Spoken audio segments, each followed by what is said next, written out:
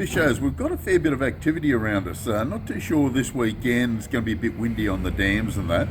The rivers should be really good. Talking to old mate Maso down Compleat at Lavington down there, and he tells me that Dartmouth's not bad. It's a bit hit and miss. Trolling with fenders and worms, slow troll, seems to be doing the job really well. One of the big pluses down there at the moment seems to be a few yabbies on the move at the moment. So if you take some yabby pots down, you should get a good feed of yabbies without too much trouble at all.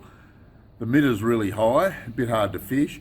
Most of the Victorian streams are fishing okay, but not as good as the last year or the year before. So they're sort of gone off a little bit. We're not too sure what's going on there. Might improve very soon. Cross our fingers. They are catching trout, don't worry about that. They're catching plenty, but it's not really firing. Hume Weir, 20 boats out in the water, 2 or 3 will come back with a fish or 2 or 3.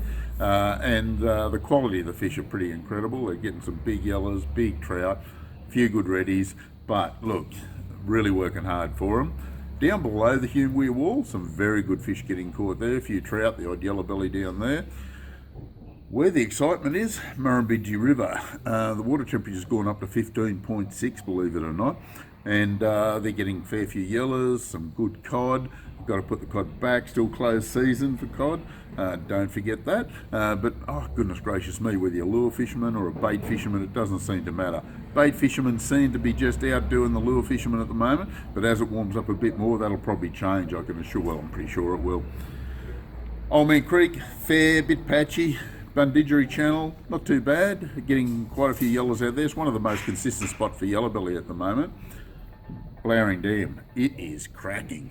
Amazing fishing up there at the moment. A lot of cod, few yellowbelly, few redfin, and the cod are huge. There is not a lot of small cod getting caught, to be honest with you. Fishing off the bank with bait, casting in the night time, trolling through the day, whatever you want to do. If you really know how to use your fish finder, you will do quite well. By the way, just on that subject, we have the best book on the market that teaches you how to use a fish finder. It is the Bible. If you don't own it, you shouldn't have a fish finder, because this thing is a must.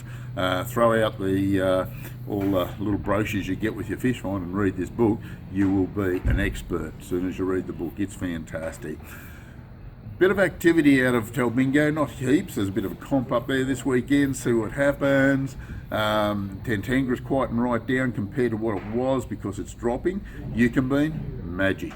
A lot of fish coming out there. Jindabyne, very good.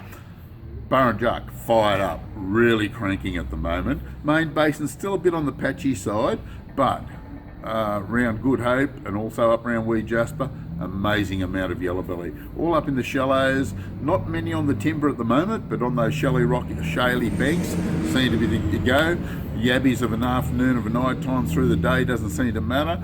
Worms are okay, and trolling's little Yakumito rabbit vibes.